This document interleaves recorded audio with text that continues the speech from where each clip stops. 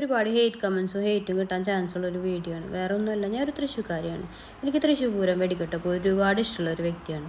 പക്ഷെ ഇപ്പോൾ അടുത്തുണ്ടായ വെടിക്കെട്ട് പൂരയിൽ അപകടം എത്രയോ പേരുടെ ജീവനാണ് പൊലിഞ്ഞു പോയത്. എന്താ പറയുക, അവരുടെ ശവശരീരമൊക്കെ പാഴ്സായിട്ടാണ് കിട്ടിയിട്ടുള്ളത്. അവരൊക്കെ ഒരു കുടുംബങ്ങളുടെ അവസ്ഥ ഒന്ന് ആലോചിച്ച് നോക്കിയേ. ഇപ്പോഴും ഒരുപാട് പേര് അതീവ ഗുരുതരാവസ്ഥയിൽ ആശുപത്രിയിൽ കിടക്കുന്നുണ്ട്. ശരിയാണ്, നമുക്ക് വെടിക്കെട്ട് ആ കുറച്ച് നേരത്തെ വർണ്ണക്കാഴ്ചകളും ശബ്ദമൊക്കെ ഇഷ്ടമാണ്, എനിക്ക് ഒരുപാട് ഇഷ്ടമാണ്. പക്ഷേ ഈ വെടിക്കെട്ടില്ലെങ്കിലും നമുക്ക് പൂരം ആഘോഷിച്ചുകൂടെ? പിന്നെ അത്രയ്ക്ക് നിർബന്ധമാണെങ്കിൽ ചൂടില്ലാത്ത വല്ല ജനുവരിയിലോ ഫെബ്രുവരിയിലോ ഒക്കെ വെക്കുക. ഇപ്പോഴത്തെ നമ്മുടെ നാട്ടിലത്തെ ചൂടിൻ്റെ അവസ്ഥ നിങ്ങൾക്ക് അറിഞ്ഞൂടെ? പുറത്തേക്ക് ഇറങ്ങിയാൽ തല പൊട്ടിത്തെറിക്കും, അത്രയും ചൂടാണ്. ആ സമയത്ത് ഉണക്കാനിട്ടിരുന്ന പടക്കത്തിൽ നിന്ന് തീ പിടിച്ചിട്ടാണ് ഈ വെടിക്കെട്ട് അപകടം ഉണ്ടായതാണ് പ്രാഥമിക റിപ്പോർട്ട്.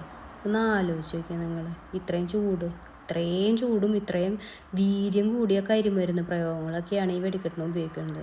സത്യത്തിൽ നമുക്ക് ഈ വെടിക്കെട്ടില്ലെങ്കിലും പൂരം ആഘോഷിച്ചൂടെ? ശരിയാണ്, നമുക്ക് വെടിക്കെട്ടില്ല എന്ന് പറയുമ്പോൾ അതിനൊരു വിഷമം ഉണ്ടാവും. അത്രയും നമുക്ക് കാണാൻ ഇഷ്ടമുള്ള ഒരു സംഭവമാണ്. പക്ഷേ ഒരുപാട് പേരുടെ ജീവനേക്കാൾ വലുതല്ലല്ലോ ഈ ആഘോഷവും വെടിക്കെട്ടും ഒന്നും. ഇതൊന്നും ഇല്ലാതെ നമുക്ക് പൂരം ആഘോഷിച്ചൂടെ?